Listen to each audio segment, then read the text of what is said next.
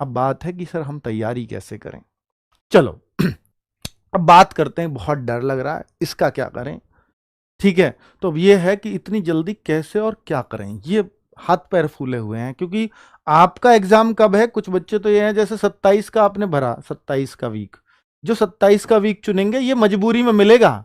27 अप्रैल तो या तो मजबूरी में मिलेगा, जब स्लॉट कुछ बचा ही नहीं या सबने आपसे पहले भर दिए, 27 मिलेगा मजबूरी वालों को। ठीक है, ये 17 या 18 अप्रैल को आपको पता लग जाएगा, 10 दिन पहले। और जो आपका एडमिट कार्ड आएगा वो आपका आएगा 24 तारीख के आसपास, 24-25 अप्रैल को, 24 को आप मान लो, 24 अप्रैल के आसपास, इसके आसपास। ठीक है, एग्जैक्ट जो डेट वगैरह पता चलेंगी।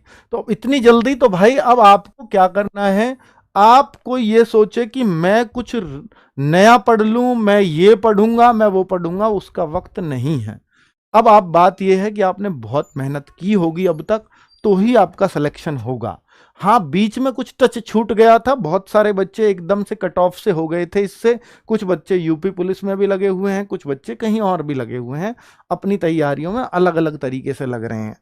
तो मैं उन बच्चों को कह रहा हूं कि भाई अब कुछ नया तो मत पढ़ना करंट अफेयर्स के अलावा।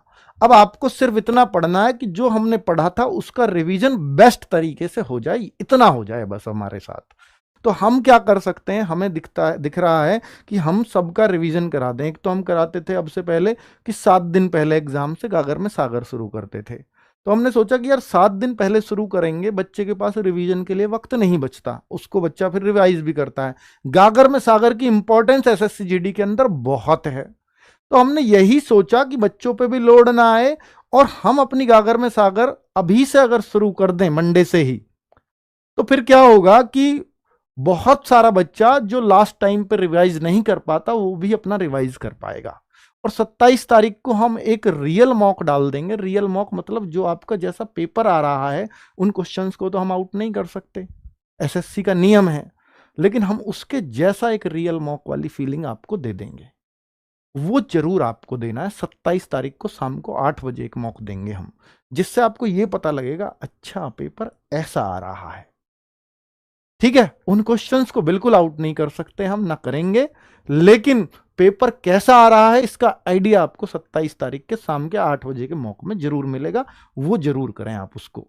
ठीक है, अब एग्जाम का लेवल कैसा रहेगा ये आपको उस मॉक से पता लगेगा, लेकिन 27 वाले बच्चों को तो नुकसान हो गया ना, क्योंकि 27 वाला बच्चा तो उस मॉक को नहीं दे पाएगा और देने का कोई अर्थ भी नहीं है। अगर कोई देना ही चाहता तो 27 को जो एग्जाम दे के आएगा उसको ये नहीं पता होता कि भाई मेरा कितना स्कोर बना है, तो वो उस मॉक को कर लेगा तो उसे भी ये पता लग जाएगा मैं आज के पेपर में इतना स्कोर करीब करीब आएगा। तो वो लोग इसलिए दे लें अगर उनको देना ही है तो। ठीक है, तो पिछली बार भी हमने ऐसा किया था, बच्चे बता रहे थे बहुत फायदा हुआ है उनको, बाकी आपकी मर्जी है। वैकेंसीज बढ़ेंगी या नहीं ये बहुत ज्यादा लोगों का सवाल है, अब इस सवाल पे चर्चा का कोई मतलब नहीं उठता। अगर एग्जाम के बाद भी जब रिजल्ट आने वाला होता है एग्जाम का, उससे पहले तक भी पिछली बार वैकेंसीज बढ़ी थी। पहले 25-26 थी, जो 46,000 हुई, वो 46,000 एकदम से हुई थी, और वो एग्जाम के बाद। और अब आप तो देखो इस बार तो एग्जाम भी लेट है पिछली बार के मुकाबले। जब लेट हो रहा है तो वैकेंसीज की संख्या बढ़नी ही चाहिए, जितनी पहले बढ़नी थी अगर टाइम पे एग्जाम होता है उससे भी ज्यादा बढ़नी चाहिए। तो इसलिए बहुत बच्चा केवल कम वैकेंसीज को देख करके एग्जाम देने नहीं जाता, पर मैं आपसे बोल रहा हूं एग्जाम के बाद भी वैकेंसीज बढ़ती हैं, पर फिर आप दोबारा एग्जाम नहीं दे पाओगे।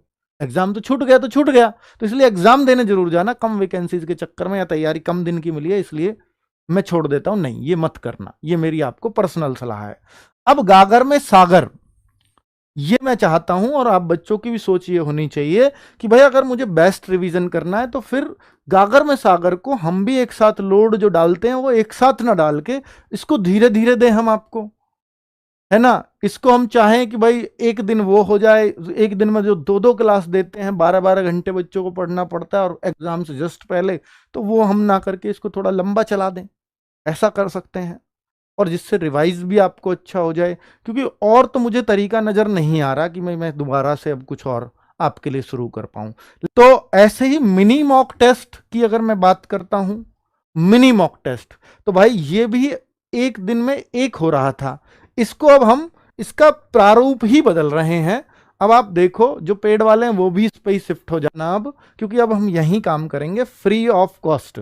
ये सब फ्री होगा। 13 अप्रैल से स्टार्ट कर रहे हैं, कल है 12 अप्रैल। कल तो फुल मॉक आप दे रहे हो, उसका एनालिसिस भी शाम को हो रहा है, तो कल फुल मॉक तो सभी दें।